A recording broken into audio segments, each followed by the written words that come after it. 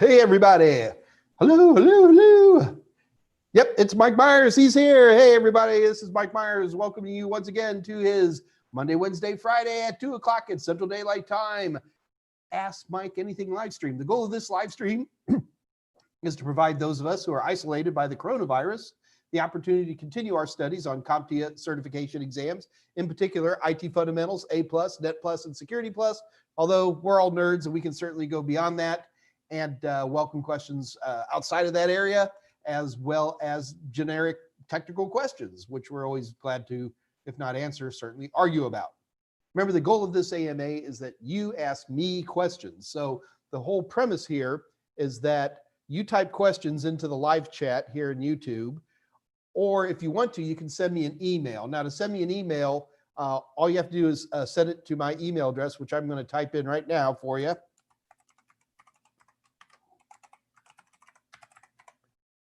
There you go. So if you look in live chat, that's my email address. So feel free to send me an email with your question as well. Either way is fine with me.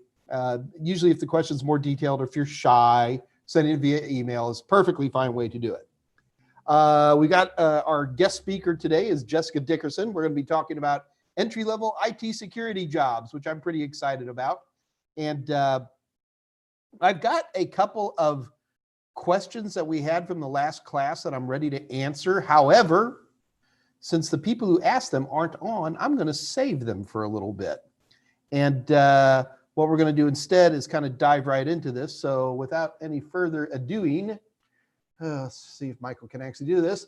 Let me introduce you to my dear friend, Jessica Dickerson. Hello, everybody. Hey, Jess. Still trying to figure out the nuances and joy that is Zoom. Aren't we all at this time? There's a wonderful YouTube channel. I cannot remember the name of the channel off the top of my head, where they basically take current technologies and reimagine them as like, what if Zoom showed up in 1988? And they're actually trying to think about this, like, could we do it? So for example, there's no live video. You just scan in a photograph and you submit a photograph, but the basic interface, it looks very AOL-ish. You know, they're hilarious. I always love stupid, or what if Napoleon Bonaparte had a B-52 at the Battle of Waterloo, right?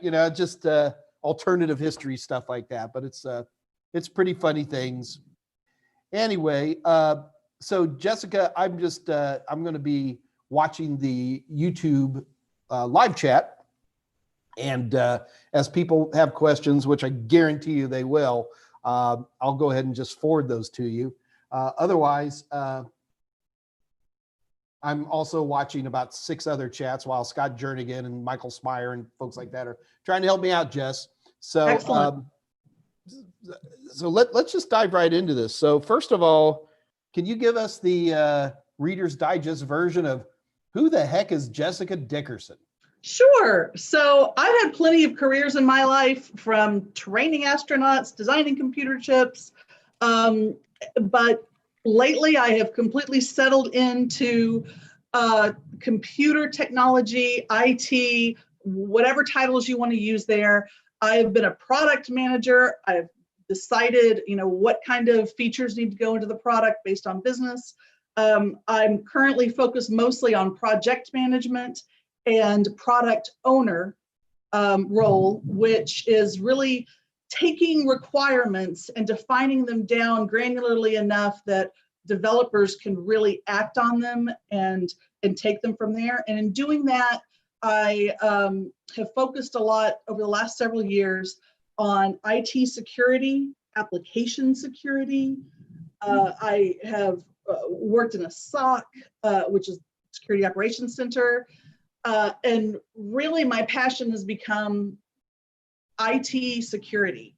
And in doing that, I'm really focused myself on getting out there and learning the whole business, top to bottom, how people get in different things. And so that's may be a little longer than you expected, but that's my life. That's who I am. All right, well, guys, I've known Jessica for a long time, and what she's not telling you is that she has worked for some of the biggest names in the IT industry and beyond. In order to get Jessica to come on, I was kind of like, can we drop any names? And she was like, no. So we're going to keep it a little bit on the QT there. But you worked at NASA, right? Absolutely. Yes. Yeah. You got to see topless astronauts. That was my job. It was,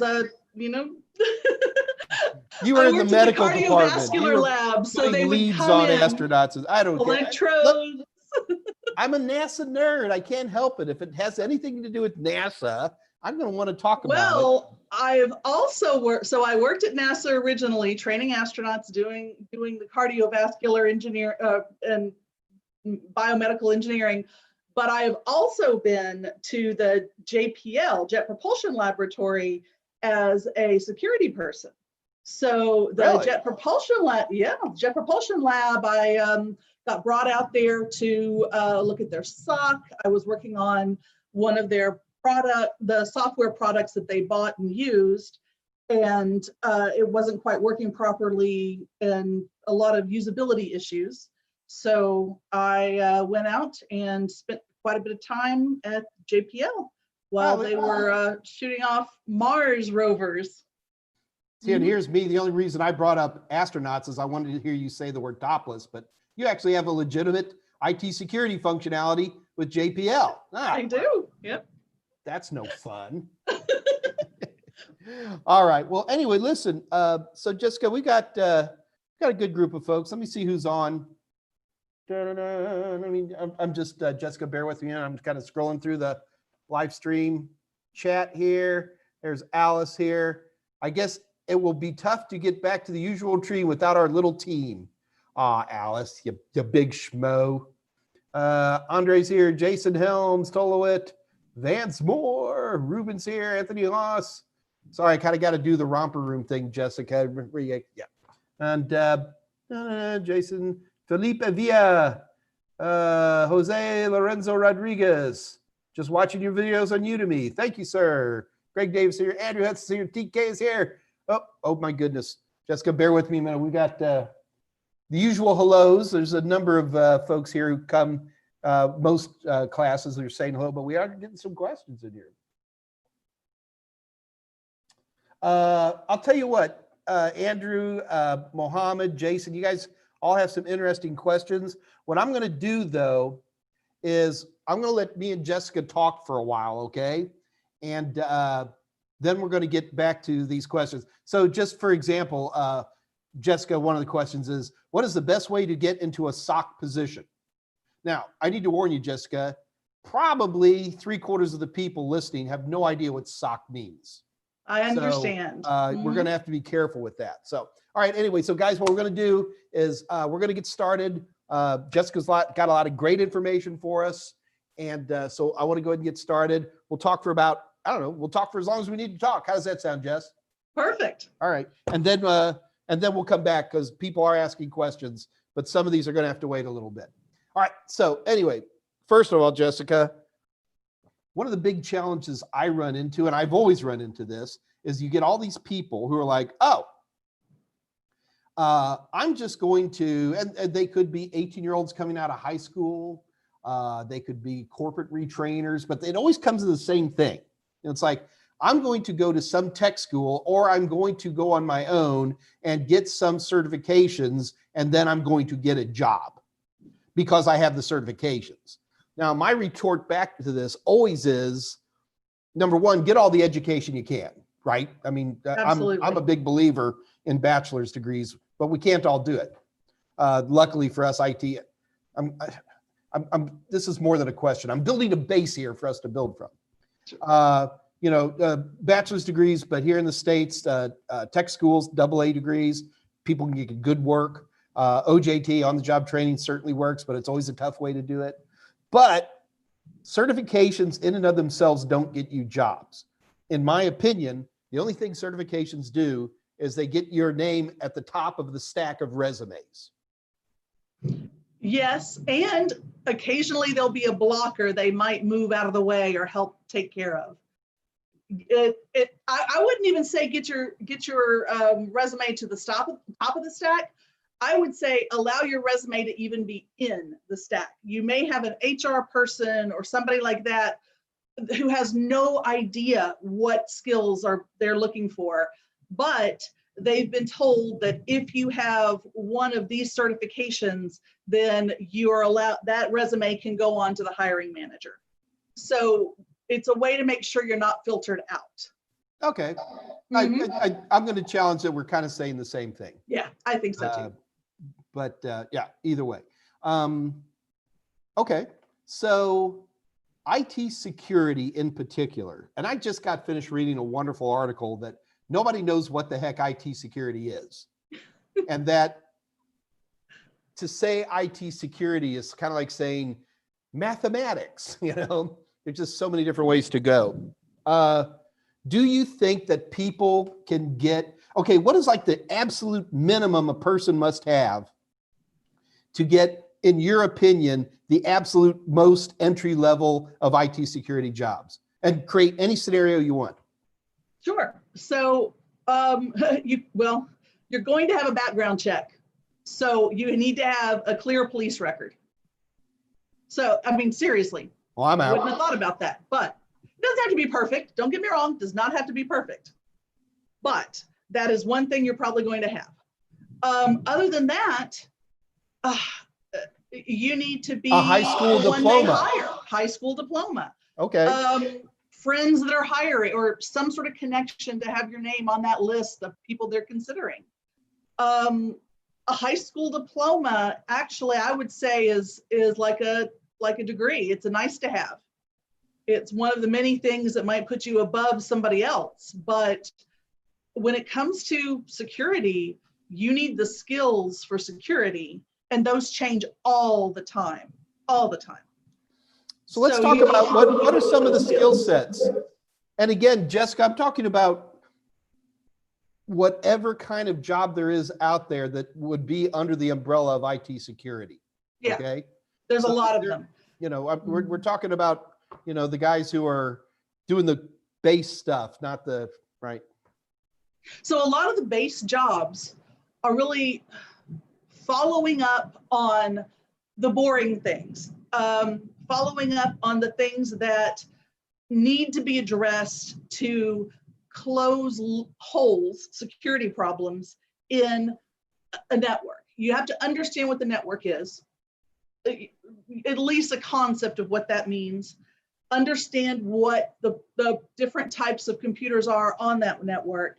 And your first job might be applying patches. That is one of the most crucial, important things for IT security, is to make sure all your patches are up to date.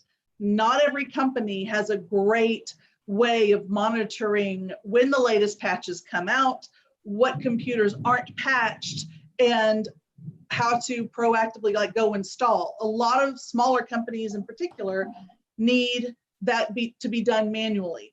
And these people who run around doing patches or distribute patches, mm-hmm. This is I'm going to be writing these down. This is a venue, an avenue. Yes. Do you have Patch a name management for these? Is a great phrase that is very important, and it shows up if a company takes credit cards and they have to be PCI compliant. On that huge checklist of their audit, they need proof of patch management. And that can be something anyone who can apply a security patch to a computer, which we probably all do, can do. And it is crucial. All right. And if we were to get online and look for jobs, we would find these types of jobs that you're describing. That would be a part of a job role. That would be of just security analyst. Security analyst seems, from my experience, to be a catch-all term for an entry-level job. And part of being a security analyst is, for example, patch management. It is also, making sure that when a I'm thinking small companies, this applies just as much to big companies. When a person leaves a job and they have a computer that is owned by the company, make sure that computer gets turned in, make sure that it gets reset in the appropriate way. Just very basic IT analyst type things also tie into security. Would you see people, you know, I'm always concentrating on CompTIA certifications more than anything else. So this is a two-part question. Number one, do you, for these entry-level jobs, so far we've really only described one as far as I can tell, but do you see CompTIA certifications showing up for these types of jobs? And then B, if they don't, what does show up? Certification. I think they do show up, definitely. And it proves that you have a basic ability to, first of all, communicate. If your boss is telling you to go off and do something on a particular network, something like that, you don't have to know exactly what your boss is telling you to do, but you need to be able to understand the language he's speaking. That is crucial.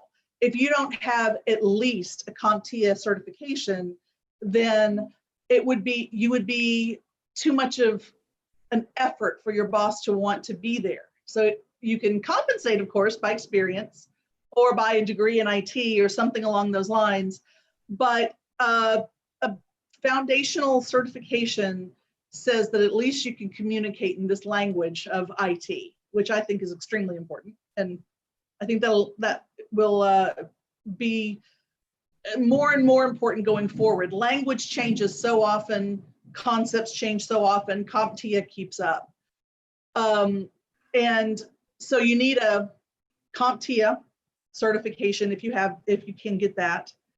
And other things that show up are just your basic skills, even with your own computer. If you can also do volunteer work at organizations and help set up computer systems, I think that will. So what you're talking about here is, know what an IPv4 address is. Yeah, exactly. Know the difference between a public versus a private. Yeah. All right. And don't expect to know everything, but at least know enough to be part of the conversation. So to me, that means, once again, the CompTIA Network Plus, which I always love Network Plus because I always tell everybody it's the most important certification you'll never need, because you so rarely see job offerings that say Network Plus. It's actually quite rare. Yeah. But the skill set that people learn in there gets them through technical interviews. And also, so learning the language, I think also being part of organizations, even if they are local meetup groups that talk about IT security. I think that is. Yeah, I actually know that Houston, Texas has some very healthy support groups. Absolutely. Or like you sit down and drink. In fact, I think you invited me to one once a few years ago, didn't you? Probably so. Mm-hmm. And it was just a great chance to sit around, drink beer, and just hang out with your brethren, nerds and nerdettes, And anyone who's trying to get into IT security, I cannot emphasize enough how important that would be. It doesn't matter if it's a meetup group or if it's a SANS organization meeting, but get. Well, wait a minute. Mm-hmm. SANS. Now I know who SANS is.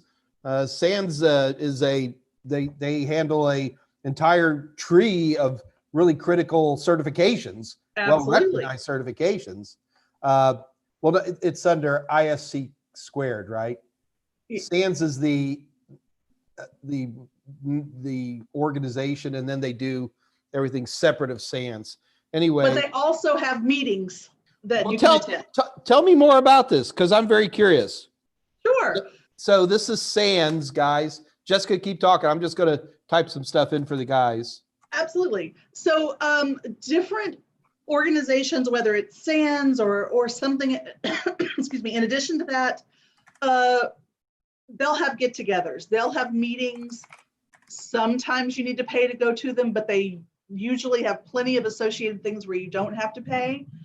And that will, in my opinion, accomplish two things. it will get you exposed to the terminology. It'll get you to understand even what the job titles are to allow you to know what to apply for. But also it will get you connected to your local network. I'm actually doing a quick search here, Jessica, and I went to one URL, sands.org/vendor/events, and there's tons of stuff in here. So, oh, absolutely. Thanks. That's good information. I did not know about that. And that gets you to know the people who are hiring. So no matter what career you're choosing, in order to get a job, you need that job to exist, and you need that hiring person to want to pick you above anybody else. And resumes are part of that, but it's only part of that. If you are doing great volunteer work, if you are connected to an organization and you're part of the leadership team in an organization, there's going to be people who are impressed with whatever it is you're doing and want you to be part of their team. So try to to get involved in a lot of these local organizations. All right. So we need to think about a couple of things here, because first of all, when I asked you for what kind of certifications people are looking for entry-level IT security, other than agreeing with me generically on some CompTIA certs, you didn't mention anything. Yeah. I was waiting for you to say Cisco or certified wireless or, some of the entry level on some of the big security paths. See, I would have ISACA. gone Amazon Foundations, AWS Cloud, something like that. And those aren't terribly hard to do. I mean, no, they're pretty easy actually. AWS, yeah. The basics are pretty easy. Yeah, completely.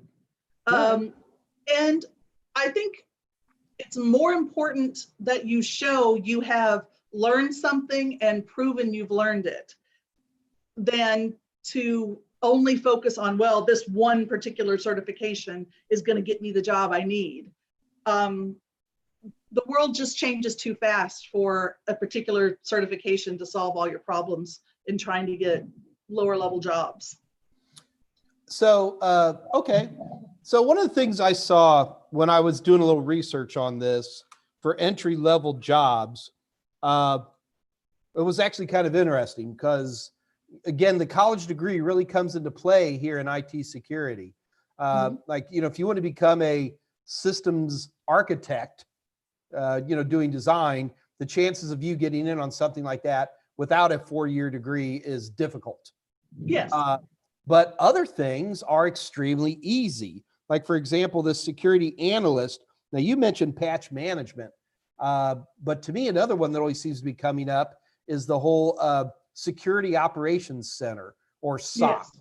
What is a SOC, and why do these tend to be the places that hire entry-level folks? Sure. So when you have a larger company, and that doesn't mean it has to be, 1 million employees, you need to have someone physically monitoring the networks, the computers, 24 hours a day, or close to 24 hours a day. And there's software that you will put on all the computers that are little agents watching things and monitoring things. But you need to have someone who can be available and watch the alerts coming from this software and respond to the alerts immediately. So the fancy security operations centers, I went to Microsoft's a couple of years ago, which is, so you couldn't even have GPS on your phone. It's tucked away in the middle of somewhere that I'm not supposed to say, but of course it's the greater Seattle area. And so you just have huge screens on the wall that show a worldwide enterprise popping up different hot spots or alerts, and then you've got a security person drilling into that and figuring out what the problem is. But on a smaller company, you can have, there we go, there's Operations Center. I thought people might get a kick out of that. Yeah. You'll have someone simply monitoring to see if there looks like there's someone hacking into your server that keeps all of your HR information. So this is all this SIEM kind of environment where everything's tying in, and this is the entry-level poor schlub who has to stare at the screen from 4 o'clock in the afternoon till midnight. Or read something and wait till he hears a little ding and then pay attention all of a sudden. Yeah. All right. So SEIM, security event incident management. There's software for this. It can be a job also. And so you can have a complete entry level because the software or all you're waiting for is a ping. And basic things, you'll have a list of actions. If you see this, then do these items. More crucial things, let's say your company website is down because you're having a complete attack on the website, and one individual can't handle that. So you're picking up the phone and calling whatever expert is on the list to call. All right. So you're, if this goes up, press this button. If that goes up, call this number. Hey, Jessica, we got a couple of questions that are coming in. I'm going to throw these out to you real quick. Guys, if I don't answer your question, trust me, I'll get to it, okay? So these have just come up, so I've skipped a bunch of questions. How helpful is a four-year degree if it's not IT related or in an adjacent field? Does that give somebody cred? Oh, absolutely. It is plenty of companies currently won't hire without a degree, and they don't care what the degree is. So if you're going to some of those companies, it removes a blocker for hiring. Okay. Yeah. And it does show you're completing something. If it happens to be in some sort of communication related field, even if it's English or even if it's creative writing, you can leverage that to get into more of the advanced positions, say, that need communication. Sure. And I've seen that as well. A lot of times where, somebody has like a sociology degree or, some liberal arts degree that we would not normally apply to being helpful in IT. But, what it tells me is that they've had some English classes and, a few basics like that. And so it helps. Do you mind if we do a few more questions, Jess? Please do. Mariah Ambrose, do you feel boot camps I'm going to answer this one, Jessica. Do you feel boot camps for cybersecurity are helpful at all? I think boot camps are great if your only goal in life is to pass a certification. I've seen lots of people where it's like, you have got to get this particular certification done by the end of summer, or you're not going to be having a job. Then I would say do a boot camp. Boot camps don't really teach you anything practical, in my opinion. They teach you how to pass a certification exam. And if your goal is to get a certification under your belt and you can afford it, because boot camps tend to be outrageously expensive, then go for it. Make sure they have a guarantee that you'll pass. Most of them will give a guarantee, which basically means that they don't really guarantee it. But if you don't pass, they'll give you like half your money back or something like that. So it never hurts to check those things out. All right, Jess, let me do one more real quick. What is the usual starting salary for entry-level IT security for a security analyst? Oh, from that you're asking me? Realistically, where you live, and I don't know how many people are worldwide, but let's assume since we're in the US, where you live in the United States is going to matter far more than what entry-level job you have. So give us a range. I would say double the local minimum wage would be the lowest you could ever find. And then it would go up from there. That depends on what kind of additional functionality you have and or not whatever additional contributions you make. If you're going into a small company, you might need to also set down the prescribed processes. So having a sociology degree would contribute to that. If you're in a bigger company, it's probably going to be less. You're going to have better options from the standpoint of learning. But I would say that in a larger company, your entry-level salary is going to be lower than it would be at a small company. Okay. For this, and that's only true for entry level. All right. They can pick anybody. There's a lot of competition. So yeah, but let's be honest. If you're in the San Francisco, your salary is going to be significantly different if you're in Little Rock, Arkansas. Sure, sure, absolutely. But you're saying that there are entry-level IT security positions that are just straight up minimum wage? The double minimum wage. Oh, straight, that are basically double minimum wage. Double minimum wage would, in my opinion, be the low range, the lowest we can find. Mm-hmm. All right, that would actually be a little low on my experience too. I agree. I would say that would be the bottom of the range. Yep. Yeah, I would say maybe about 3 to 4 times. So it'd be. Yeah. So to me, it started off 35 to 40,000 a year here in the United States, here in Texas. So Houston, let's just go with Houston because that's what we know. And it is fairly middle. I would say, I would actually put it a little higher. I would say more like 50,000. Okay. And if you had good certifications and just a little bit of experience, even if that experience were volunteer work at an organization where you were their IT person, I would put it higher. So there was a company that you worked for. I'm not going to name any names. And as I recall, they hired a lot of entry-level people, like a very large amount of entry-level people on a monthly basis. And how do people like us find out about these kind of jobs? Where did you guys advertise, or, we're not naming names, but how do I find out about you? Sure. So anytime you're looking for a job, one of the first things you need to do is who's going to have an open position. Excuse me. And so the company that I worked for, big software company type company, they actually promoted the fact that they had X number of people working on security. They were high security kind of company. They valued the numbers of how many people they brought in. Of course, the people also had to work well, but you could look at the various companies that may be close to you or close to where you want to work.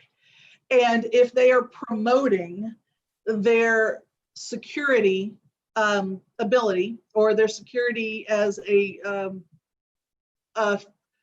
benefit that their customers would need, that would be the first place to look.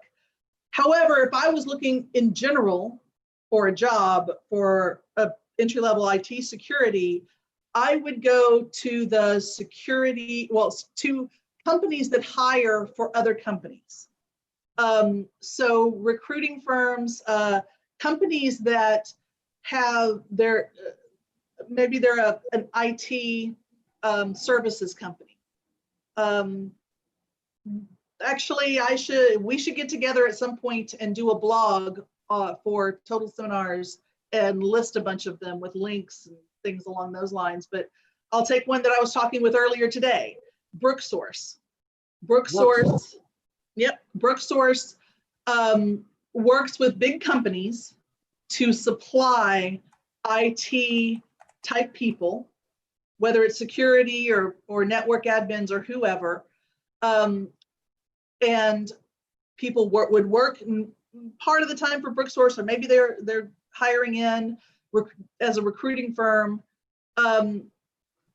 So BrookSource, Accenture, Randstad, all these companies, they make. Okay, wait, Jessica, you got to do me a favor. You have got to write these down, okay? Yes, because I will. Everybody who's listening is going to want to check these out. Yes, and the big benefit of these companies is that they make money off hiring you. getting you hired. They are in your corner. They are the ones that tell these big companies why you, for whatever your skill set is, need to be hired. And that helps a lot. They bypass the huge stack of resumes and they're promoting you directly to the hiring manager. And these guys are interested in somebody who just has a high school degree and a couple of certs? Absolutely. Wow. Mhm. Jessica, I did not know this. I mean, Yeah. I'd certainly heard of Accenture, but I'd never thought about them. I mean, I've hired Accenture to find me people, you know, so I never really thought about going the other way on that. Sure. And I just looked up worksource.net and Brooksource, BROOKSOUR. do it again. Brook, like the creek, a river, a brook. I'm going to type it into the live chat so everybody else can see. BROOK SOURCE. Making sure I have my name right. Yep. .net.com. It's resolving.com. IT staffing. Is that another one, or are you just naming another one? That's the no.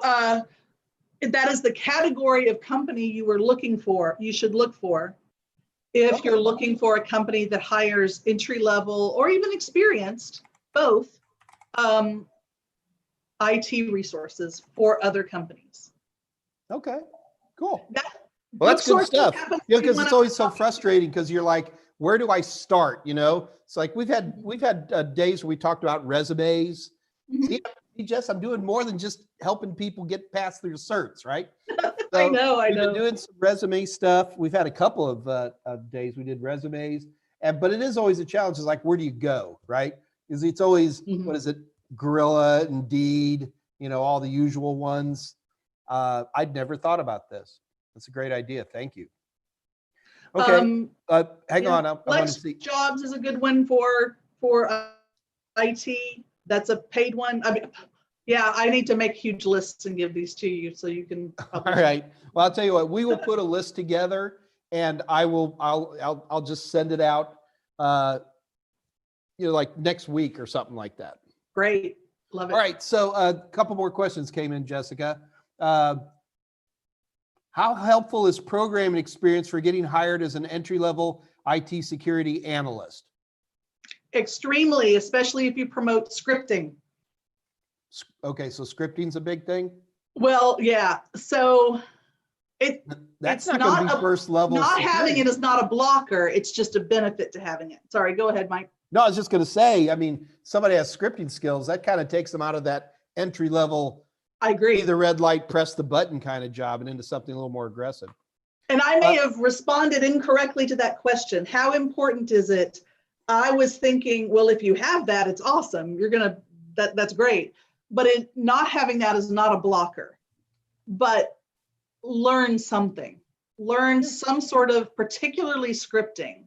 It doesn't matter if it's what it is, but do some sort of scripting just to make sure that you understand the thought process of how that works. Mm-hmm. And you can spend like an hour at your house doing a little script or something. No, absolutely. In fact, next week we're going to be doing some PowerShell here. Oh, perfect. Mm-hmm. How many IT jobs offer remote working with the pandemic in mind? So pandemic, most of them. But that, I would say after the pandemic, many jobs do offer remote. However, if I know the topic of the day is entry level. Entry level is more likely to not be remote because you're the guy out there actually typing in something onto a physical computer because it has to be disconnected from the network because it has malware on it or something. So, and of course, during the pandemic, they just, put the computer away and say, okay, we'll deal with that later, and then get the employee a new computer. A lot of different IT jobs are either remote or very flexible with remote. You can work from home 3 days a week or whatever, except the entry level ones that is less. Yeah, I would think so too, because you're a newbie. They want to watch you, right? Yeah, yeah.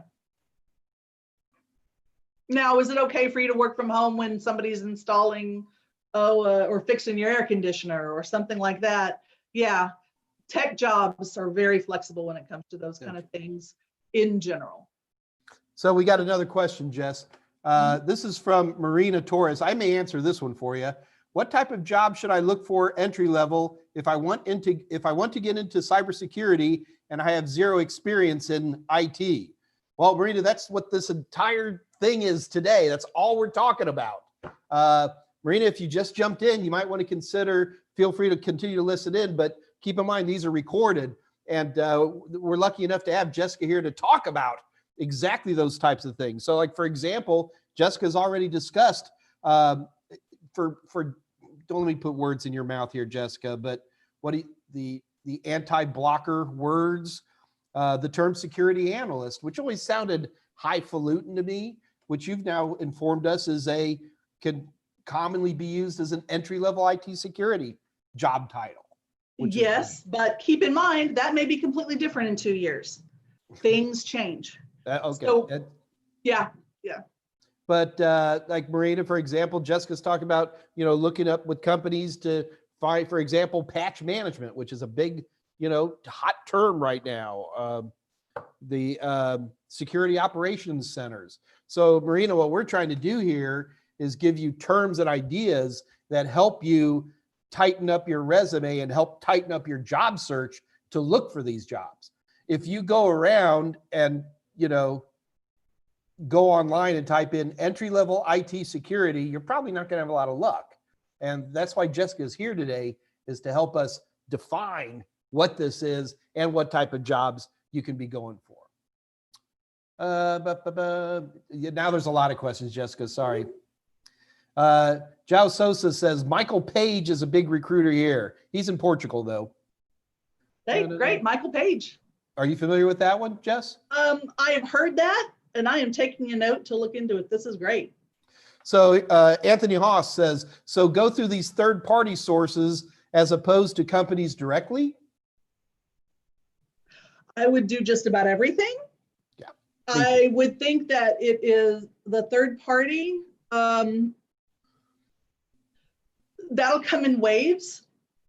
Definitely go to the third party recruiters and see, just, ask them. LinkedIn, it's crucial for you to have a LinkedIn profile. On the job, on the description above, make sure you put something about what you want to be. Whether or not you have any experience, say IT security or cybersecurity or something. That puts you in the career. You're not saying you have experience, you're not misrepresenting yourself, but have something up there for that. And so you're saying a LinkedIn profile is a requirement? I would say a LinkedIn profile, is it a requirement? If I were hiring someone who had no experience and did not, to an IT, a technical, modern industry, and didn't have a LinkedIn profile, I would wonder if they knew what they were doing. Do they understand technology? Do they understand the modern world of both? Stop selling me. I got it. LinkedIn profile. Yeah. I'm writing this down. LinkedIn profile. Oh, I have a LinkedIn profile. Yeah. Cool. All right. Good stuff. So if you have that, the recruiters can help you improve that, but they can promote you better than just a generic company can. Okay. Cool. So Felipe Avilla is asking, do these staffing agencies, is it proper to call these things staffing agencies? Okay. Do these staffing agencies have fees? Oh, they do not have fees for the people that they are for us, for the job hunter. The fees happen with the companies that are hiring people in. Yep. And then, boy, and they've charged me too. I've done that. It's like, Yeah. it's about 8 to 10% of their annual salary. Yeah. Yeah. Now, if you are going for a CIO job, there are companies out there that you can pay to help find you that job, but that's not my level or a level of an entry level type person. So anyone you are working with for the audience of this live stream, they should not ask you for any money to do anything. Okay. Yeah. Good stuff.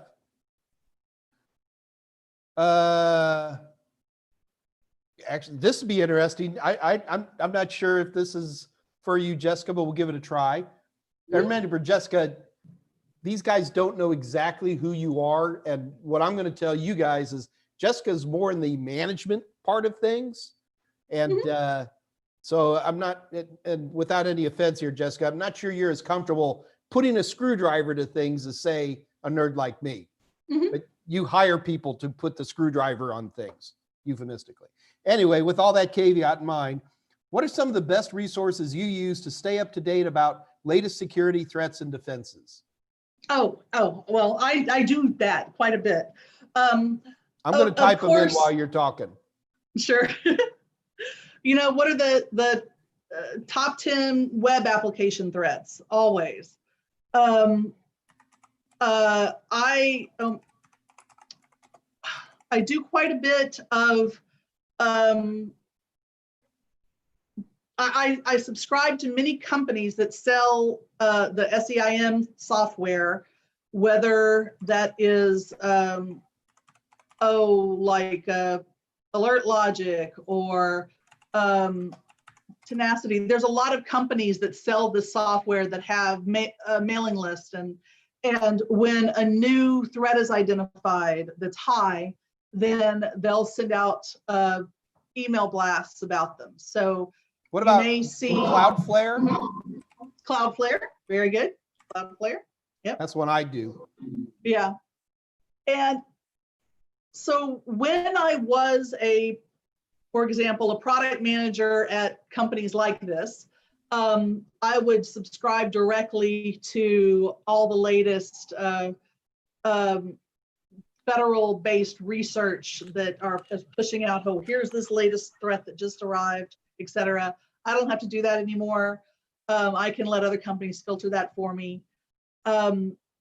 You definitely need the key things that are crucial. I had an interview several years ago, and I was asked, what is the top vulnerability for cloud applications right now, as of whatever day it was.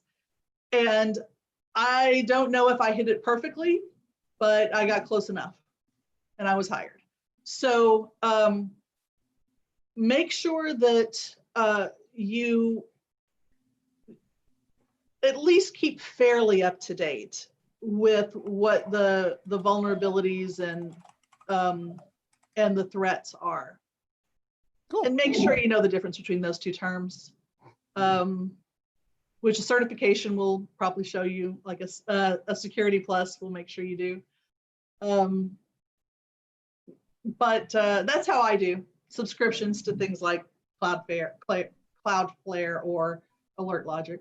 Gotcha. All right. So, so it seems to me that the best angle for getting some of these jobs, you've shown me two angles. Number one, just find companies and just straight out ask, which I always push. A lot of people have geographical constraints. Mm-hmm. And I'm like, just draw a circle on Google Maps and, find companies. Oh, yeah. My rule for entry level is that if you don't send out 200 resumes to get one job, you're not doing it right. So I'm a big believer in pushing resumes hard. But anyway, so go directly to companies, and then also use these, and what's the proper term? IT staffing. It's a staffing agencies. All right. Staffing agencies, yeah. So, and then I also think you have to be part of those meetup groups or different events. There's a lot of jobs that occur that don't get posted. Yeah, I was surprised how many jobs, like just using that SANS, just doing a quick link on there for SANS Institute, the very large number of, they have, nationwide, they have worldwide stuff, but then even, I didn't dig down to the local stuff, but I got a feeling if I'd have dug down to Houston, there was also a big thing on top that said, due to COVID, this was all going to be online for a while. Yeah. So SANS there, meetup groups, but and so really what you're talking about is what we used to call the good old boy network, right? Where, sure. Bobby Q tells Johnny jump back about some kind of job and then they grab him. All right. Mm-hmm. Cool. So what do you think about high turnover? Somebody who's getting started in IT security and they get one of these SOC jobs and they're working from midnight till 8 a.m. and, making $42,000 a year. I would say most people don't want to do that for the rest of your life. And as soon as you have that experience, you don't need to. There you go. Well, how do people make the next jump? What are they doing?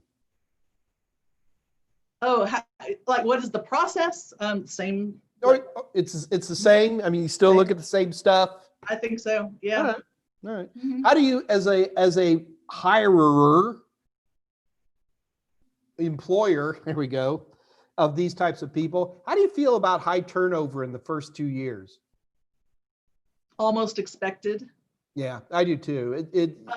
Keeping people 6 to 8 months is pretty common, especially for entry level. Yeah. If someone changes jobs, let's say they change jobs repeatedly with less than a year, they wouldn't be my top choice. I think, but after you've done a year, then you've had to actually sit down and do the job over and over again and put up with things and learn things. If you're talking moving from an entry-level job beyond, I would definitely prefer having a year at a job for the company. Now, you can change positions all over that company. So don't forget about that part. You don't have to be stuck in an entry-level job. Just maybe try to change positions within the same company. Okay, that's interesting. Yeah. For me, I just see a lot of turnover in the first 2 years. See people with 3 or 4 jobs in 2 years. Doesn't bother me as much. What would bother me is if I see those 2 or 3 or 4 jobs, is that they better be getting better. You know what I mean? There better be a reason you're leaving that's not because they want you gone. Right. So that would be the thing I'd be looking for. But yeah, I'd go with that. Mm-hmm. So the funny part is here, Jessica, is the folks they talk among themselves in the live chat as much as they ask questions. So that's great. I'm going to give me a minute. It's scrolling past rather quickly. So I'm actually going to scroll up towards earlier today. Can you believe we've been talking for almost an hour, Jess? We do that. Yeah. And so I'm going to do is I want to, like I said, I'd want to get into this for about an hour and then start getting some more questions. Okay. Questions that are related to the topic here, guys.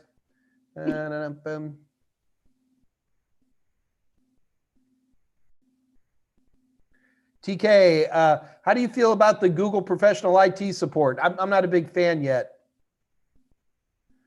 The reason I support certifications is because the industry supports it. And if I don't see the industry supporting something, then I tend not to get too excited. Oh, here's a good one, Jess. What would be the best way to present non-professional level ethical hacking experience to a prospective employer? In other words, this guy's punching into wireless networks for fun. And I'm assuming he's paranoid about how somebody would feel about that. So I have an opinion, but I'm going to let you answer it first, Jess. Well, I would try to, first of all, become part of a blue team, red team kind of hacking games. There's a lot of those things that happen. You don't have to be professional about that. If you don't know what I'm talking about, I apologize, but basically there's fun games where you've got two teams and one team's trying to hack in, the other team's trying to block the hackers. And doesn't have to be professional, but that gives you a structure to discuss your fun activities. And when you do that, then it makes it a little less odd. But we all kind of do these activities. That's part of the reason we love cybersecurity. The white hat hacking is fun. So I would do your best to present it as, what service are you really trying to provide? Are you trying to do very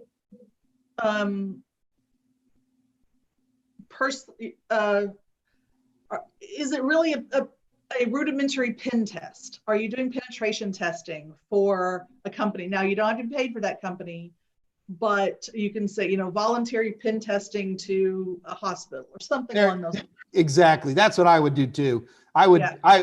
Look, everybody hacks a wireless network. Yeah. And, it's not illegal until you start doing something with the data you're stealing, right? Massive scanning of wireless networks is not illegal. But what I think what he's just trying is just, I'm doing something scary. And I think you hit the nail on the head where he's like, you said a little weird or a little strange. And we do this stuff, that's fine. But if you couch it as either, I said, I don't even use pen test. I use vulnerability assessment. Yeah, that's good too. Absolutely. But practicing vulnerability assessments with my own equipment. Yeah. And just shut the hell up. To sit there. I went to Starbucks and, we don't want that. Yeah.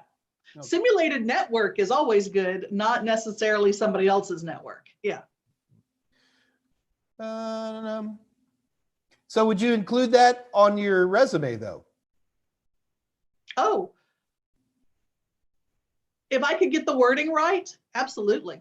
I would too. I would definitely put it in. Mm-hmm. But that's the thing, you better be ready to back it up in a technical interview. Yeah. And if somebody put that kind of stuff in there and that was actually apropos to what I was doing, I would have them fire up like a Kali Linux right in front of you, or a Metasploit at least. Yeah. So those are pretty big words. I would be careful with them. Mm-hmm. This is a quickie, an easy one for me, Jess. Students who are beginners and finished A+, what's the next course which is suitable to them? Mohammed, I think the CompTIA Network Plus. To me, the CompTIA A+ and Network Plus are the ultimate 1-2 entry-level punch for people. From there, it really becomes a matter of interest.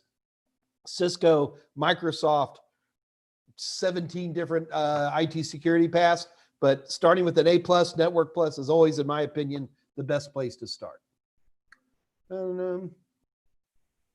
Jason Goody. Okay, Jessica, this one's back to you. When job searching, keep in mind, Jess, these were questions that came on before we talked, okay?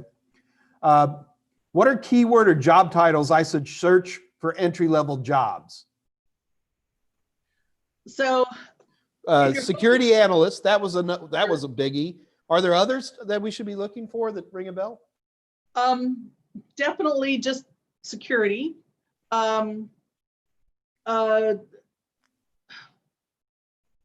Operations works too, whether it's a SOC or not.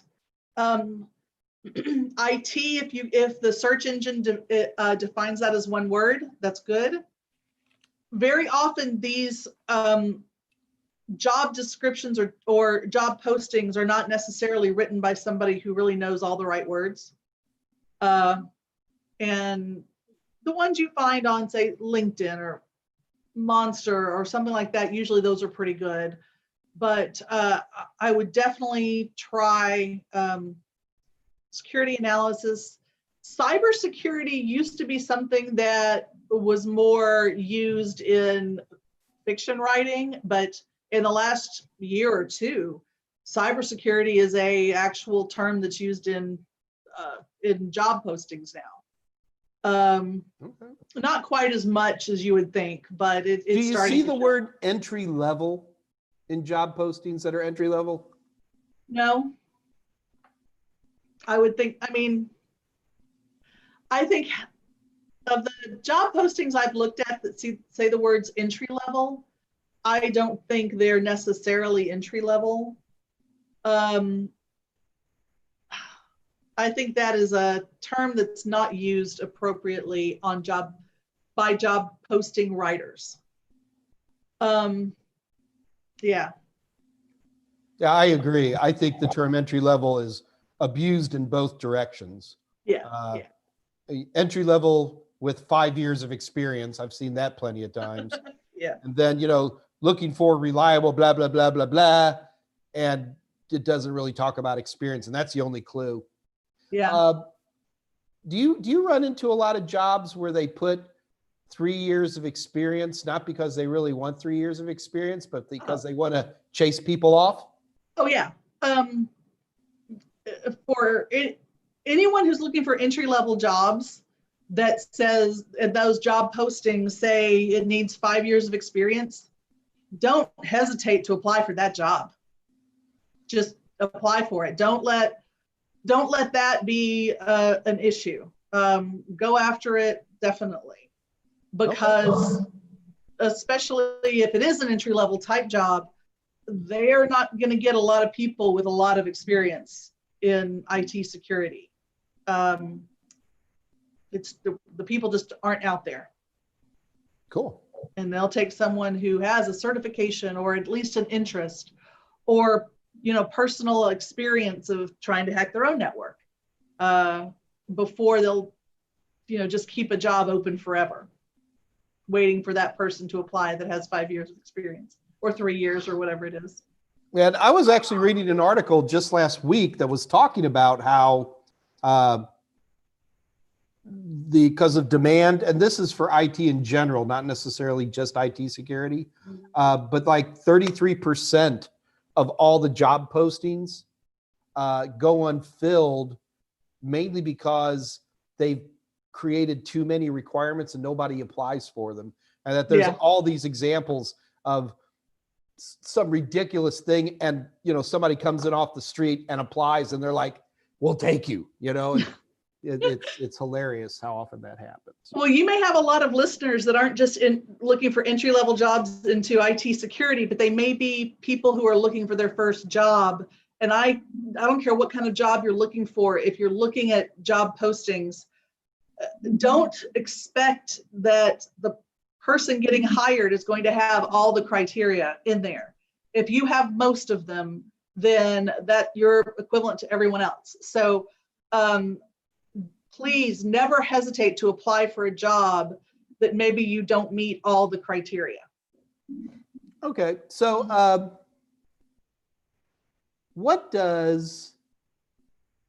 so you've got you got the interview, okay? So you've applied, you got the interview.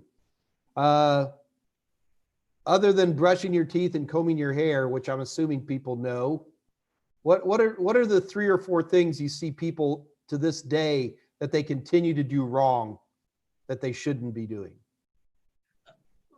Just basic professionalism. Bring a notepad you can take notes on, and make sure to have a copy of your resume, and your own resume. If they're looking at it, you need to look at it too.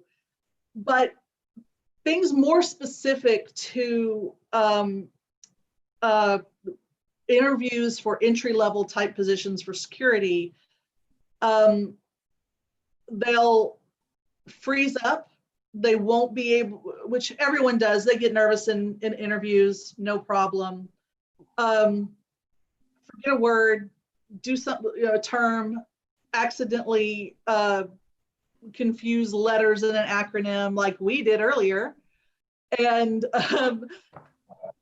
don't So the bad thing there is stressing out about it. Don't worry about it. Everybody makes little mistakes like that. And correct yourself later if you think about it at the end. But also, usually in interviews, there will be a time where the interviewer says, do you have any questions for me? Have questions ready. Have them, and make sure they're the kind of, don't forget that during that interview, those questions are part of your interview. Have good questions. Ask about their processes. Ask about whether they have the kind software that does many of the things to check for vulnerabilities, what their patch management process is. Do your best to let the interviewer talk about things that are more technical. And I believe that when you do that, they think of you as the technical person, because all of a sudden they were in a conversation with technical information going. Just because they were the ones saying it, still, that doesn't matter. You just had a technical conversation with your interviewer. Gotcha. So the mistakes are just having, oh, do you have any questions? No, I don't care. That's not good. Gotcha. So tell me about technical interviews. Is that anything you run into?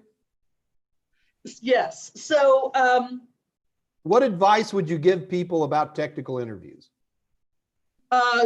Well, don't misrepresent any of your knowledge on your resume. And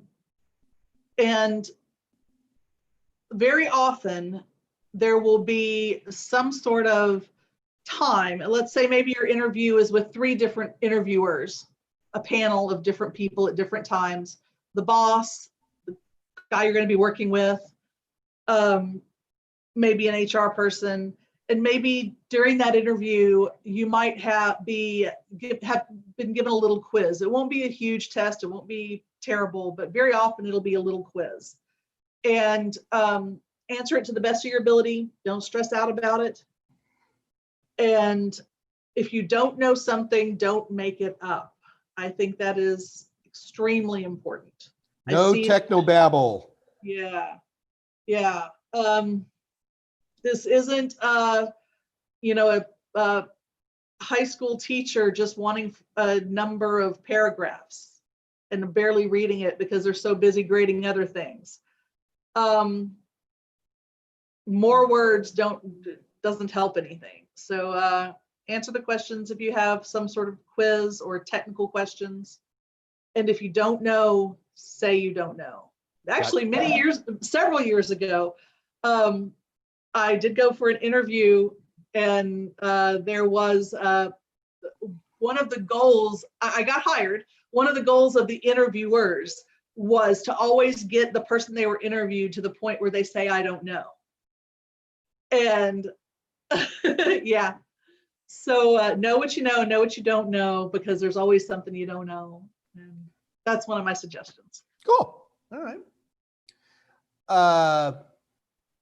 So do you think IT technicians will become a sunset industry for those who base on small companies as companies start moving their thing towards cloud? Okay.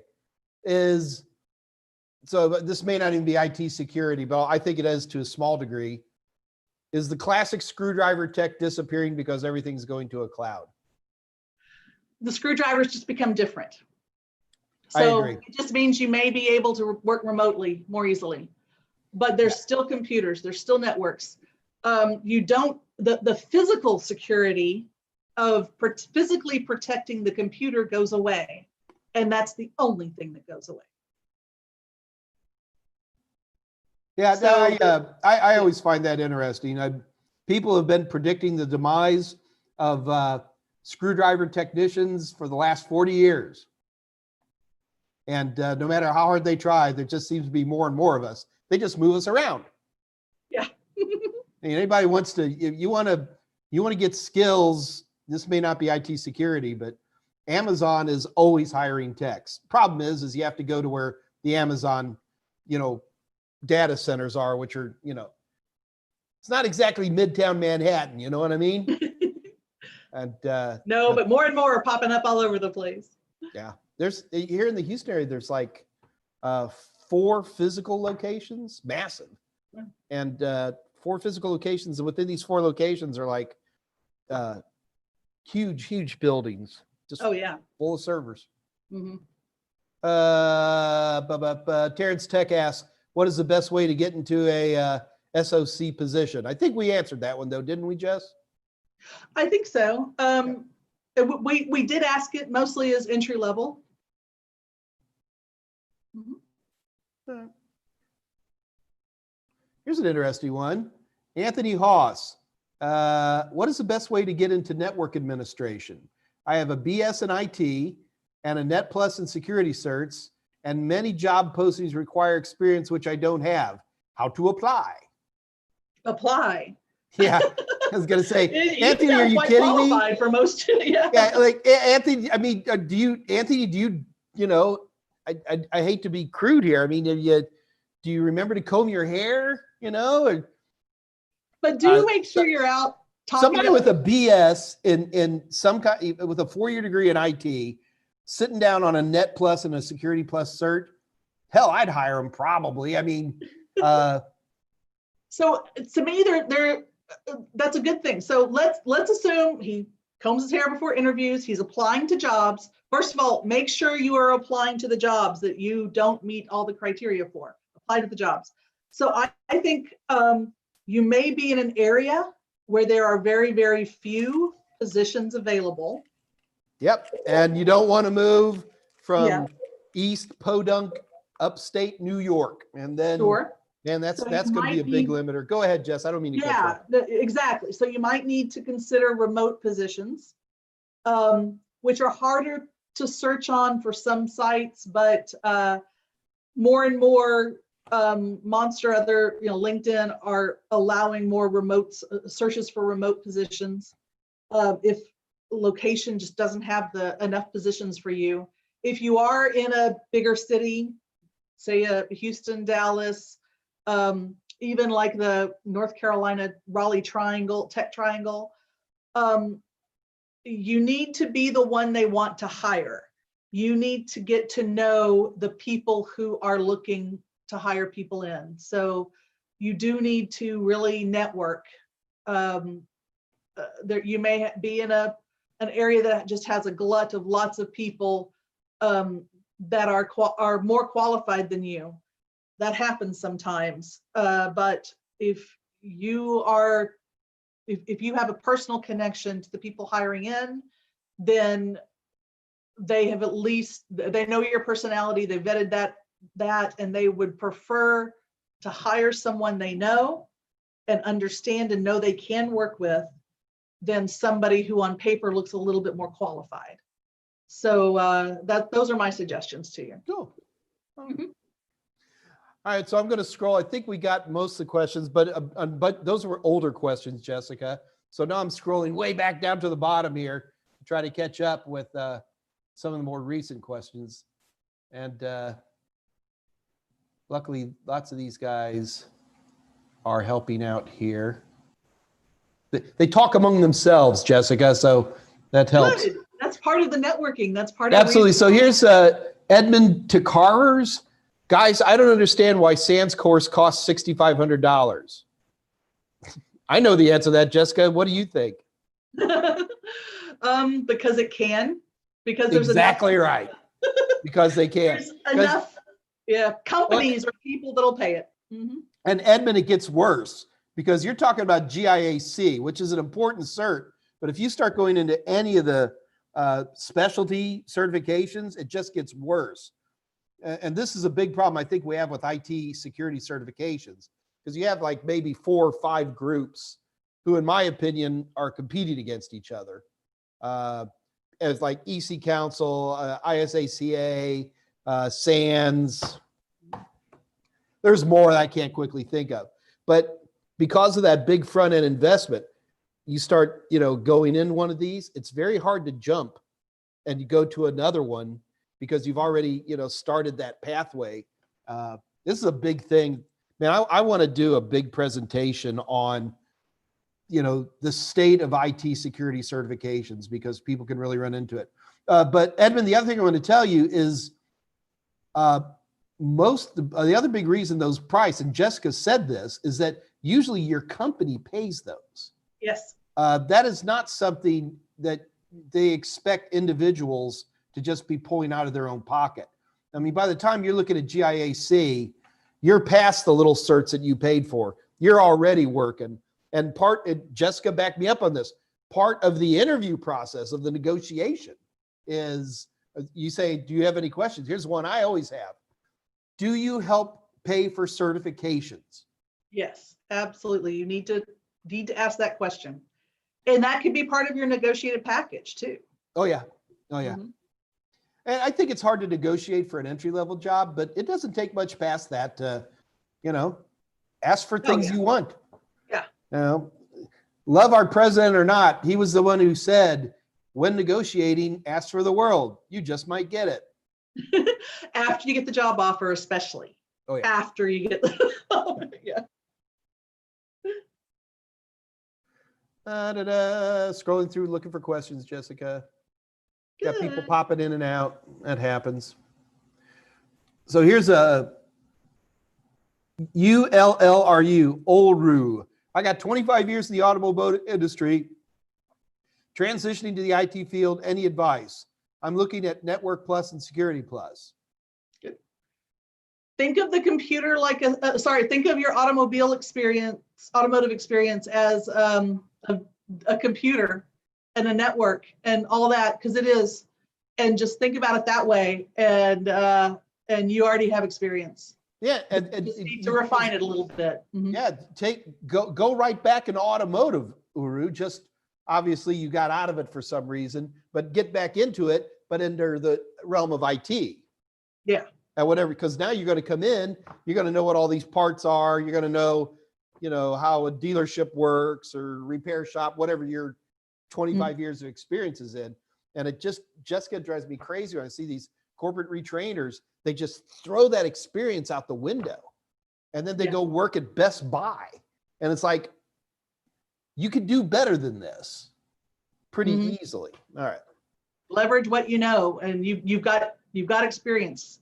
Make sure that you remember that. Oh, here's a good one, Jessica. You ready? This comes from Dr. Quinn, who's an instructor. Mike and Jessica, how do you answer the question from the interviewer? Ready, Jess? Tell me about yourself. Well, I did a little bit earlier at the beginning of this, and I am passionate about security. I am looking for my next job. Immediately turn it into why you want that job. That would be my suggestion. Throw out a little bit of your background, maybe, but mention that maybe, but I would always take whatever question an interviewer asks me and try to turn it into a similar question I want them to ask me. Sure. I do the same thing. Yeah, that one is great because it's so generic. You can turn it into just about whatever question you've prepared for. And I love the word passionate, because people who bring passion and energy into a job, I would rather have them than somebody with the skills, because most of the time I can plug skills in, right? But, passion and energy. Yeah. I'm a passionate person full of energy looking for a job that's a perfect fit for me. There we go. Even the interviewer would know that's a lot of crap, but I'd still get a kick out of it. Yep. And chances are, if they're asking a question like that, they're just seeing that you can respond and put two sentences together, and maybe also make you comfortable. Throw out an easy question to start with, and then move on to the harder ones later. I think the harder one is, where do you see yourself in 5 years? Not working for you guys, that's for sure. No, I'm kidding. But yeah. So an interesting thing about interview questions, Glassdoor, GLASSDOOR.com is a website that rates companies by people who work there. They have on that website a way that you can describe your interview. You say, at this company, I interviewed for this position. Here's the kind of questions I was asked. I strongly suggest if you are going into an interview, or sometimes even before that, but if you're going into an interview, go to Glassdoor, see if there's somebody else who recently was interviewed for a similar position at that company and see what they were asked, just to prepare yourself. Cool. Mm-hmm. I did not know. I thought I knew Glassdoor, but it was something else. So here's somebody who has 3 years of experience, but the experience is 10 years old. Do you think it is not late for me to get back in IT? No, of course you can get back in IT, but Yeah. let's spin that question around. Jessica, how do people deal with big gaps in employment? Now I'm going to ask you to answer this 2 ways. Number one, just big gaps of employment. They haven't worked for a while. And then versus they haven't worked in IT security for a while. Sure. So can you answer both of those? Yeah, gaps of employment are interesting. One of the questions were, okay, were you, they're going to go through somebody's mind. They're not allowed to ask or shouldn't be asking. Why was there a gap because you were, in a mental institute or jail or something like that? I don't care what you were doing. I don't care if you're a stay-at-home mom or if you got a huge windfall financially and were able to travel the world. Put something on your resume that shows what you were doing during that gap, because people's minds will fill in the worst thing. So somehow, even if it's a tiny phrase or one-liner, I suggest personally that you, on the resume, you address that gap somehow. But don't worry about it. It happens. Hired plenty of people who have gaps of working, lots of different fine reasons. Nothing wrong with that. Yeah, me too. I agree. Well, wait. So let's answer the second part of that question then. Right. So gaps of IT experience, just put what you were doing. If you had other experience, list it. Do your best to address some sort of technical thing. If you did anything like even answering coworkers' questions about how to change their Windows settings. Chances are you did something. It doesn't have to be part of your main job, but you can add that in. But I wouldn't worry about that whatsoever. There are ways of doing resumes that are more focused on the actual work that you've been doing, work you've done, as opposed to just a list of your jobs in chronological order. I wouldn't do that. I would do your list of jobs in chronological order just because that's what people are used to seeing. But make sure that you, in a statement on the top of your resume or in some sort of cover letter or email or something, highlight your experience and point to where it is. That would be my approach. Love it. Mm-hmm. I love it. So do you believe in a cover letter and a resume? Well, I think they're very, very good to have. And I think that technically they don't fit into any of the HR systems anymore. Yeah. So you put a paragraph at the top of your resume that's your cover letter. That's what I believe in now too. I mean, if it's a management position, then we could start talking about a fancier resume. But in general, I want a one-pager. Last thing I want to be doing is trying to yank out staples. Do most of your resumes come in paper? Printing. I'm sorry? Two-sided printing. Yeah. Oh, and that's true. So interesting thing about technical positions, I think, for interviewing. If your resume is 2 pages, for example, understand where that resume is going to be. think about it from a technical perspective. Use your technical skills and turn that Word document or PDF or whatever it is into something that will work well through that system. If you have 2 pages, make sure your name is on that second page also. But headers and footers aren't great because you may start out as PDF and it may wind up as a text file that has different fonts and aren't formatted the same way. So don't make a mistake trying to make your resume too fancy if the features that you're using aren't going to be part of the technology as it goes through, because you're going to wind up with a resume at the end where your hiring manager is actually looking at that makes you look like you don't know technology because your footer is in the middle of the third part of the first page, And it's in Comic Sans.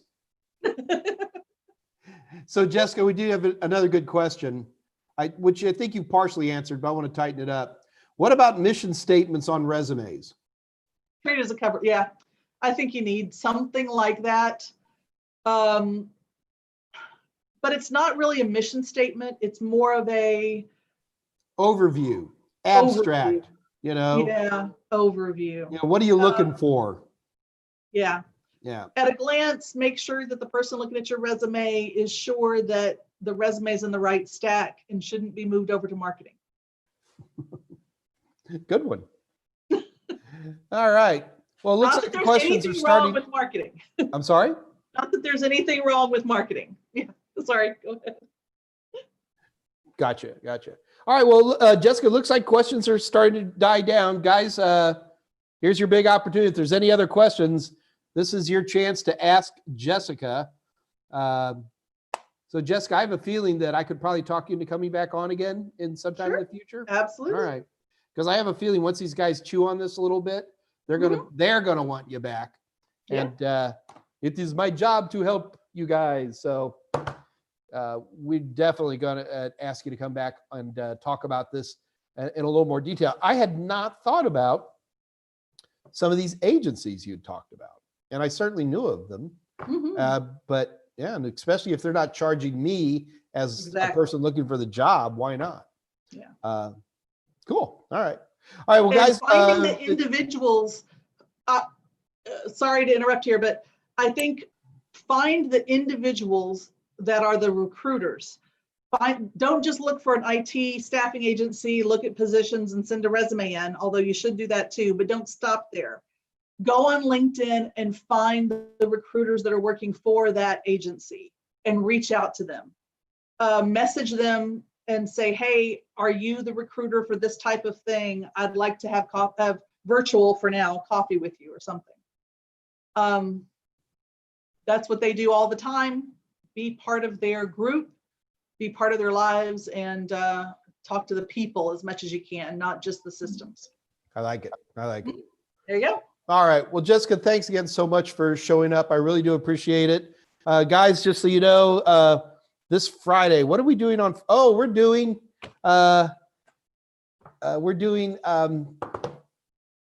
technical interviews. Jessica, have actually had a couple of silly viewers volunteering to allow me to technically interview them because they just want to get a feel of what that's all about. You guys are going to get disappointed. It's not nearly as exciting as you think. So we're doing that on Friday. Sometime next week, we're doing PowerShell. And don't forget, sometime next month, we've got, oh, goodness sakes, I've gone blank. His name, Dr. John Stanger from CompTIA will be on. And so we got some great stuff. Jessica, thank you so much for showing up. I really, really do appreciate it.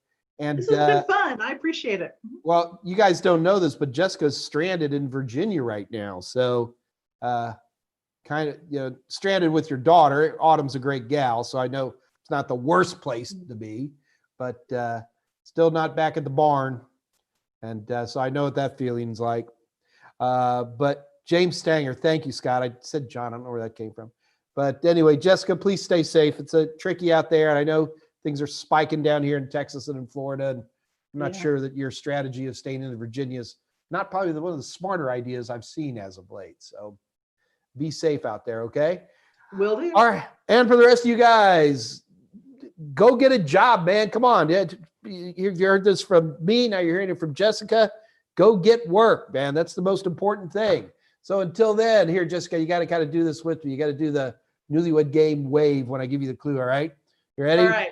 So until this Friday, this is your little Uncle Mikey saying good night. Good. Come on, Jessica. You ready? Good night. Good night. Bye, guys.